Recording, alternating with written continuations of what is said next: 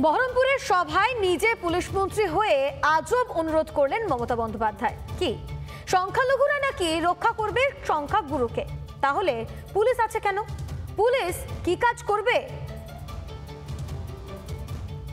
সংখ্যালঘু ভাইদের বলেছিলাম, ভাই বোনদের তোমরা রক্ষা করো যাতে হিন্দুদের ওপর কোনো অত্যাচার না হয়, হিন্দুদের ওপর কোনো অত্যাচার না হয়। শুনলেন তো মুর্শিদাবাদের বহরমপুরের সভায় মুখ্যমন্ত্রী কি বললেন। সংখ্যালঘু ভাইদের বলেছিলাম, ভাই বোনদের তোমরা রক্ষা করো যাতে হিন্দুদের ওপর কোনো অত্যাচার না হয়। নিজে পুলিশ মন্ত্রী, হাতে প্রশাসনের সমস্ত দায়িত্ব।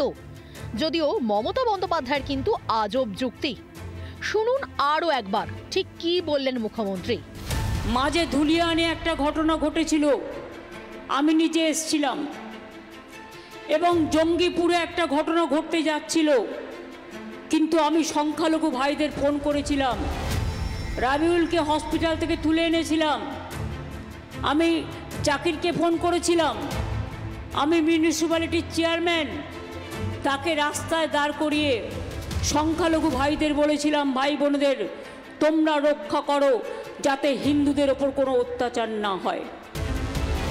চলতি বছর এপ্রিলে হিন্দু বিদ্বেষীদের শিকার হয়েছিলেন হরগোবিন্দ দাস, চন্দন দাস।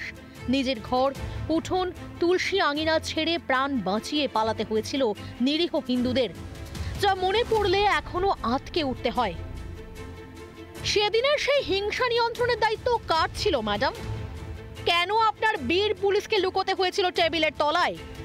যে পুলিশ শিক্ষকদের লাথি মারতে পারে, সেই পুলিশ হিংসা নিয়ন্ত্রণ করতে পারে না। সংখ্যালঘুরা সুরক্ষা দেবে সংখ্যাগুরুকে, ওই সংখ্যাগুরুর বেঁচে থেকে আর কি লাভ? এতদিন তো শুনতাম সংখ্যাগুরুরা প্রোটেকশন দেবে সংখ্যালঘুকে, আজকে বলছেন সংখ্যালঘুরা প্রোটেকশন দেবে সংখ্যাগুরুকে। এর থেকে মরে যাওয়াই ভালো। আমার সরকারের প্রোটেকশনে নয়, সংখ্যালঘুদের প্রোটেকশনে থাকার থেকে মরে যাওয়া ভালো। সংখ্যালঘুরাই যদি সংখ্যাগুরুদের সুরক্ষা দেবে, তাহলে পুলিশ কি করবে?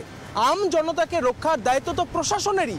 পুলিশ মন্ত্রী হয়ে আপনি একাধিকবার পুলিশের ভূয়সী প্রশংসা করেছেন, তাহলে কেন এখন পুলিশকে শোকেসে গুছিয়ে রাখার কথা ভাবছেন ম্যাডাম?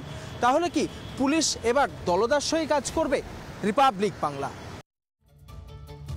নানা ধরনের কন্টেন্ট দেখার জন্য লাইক করুন, শেয়ার করুন আমাদের ফেসবুক পেজ, সাবস্ক্রাইব করুন আমাদের ইউটিউব চ্যানেল।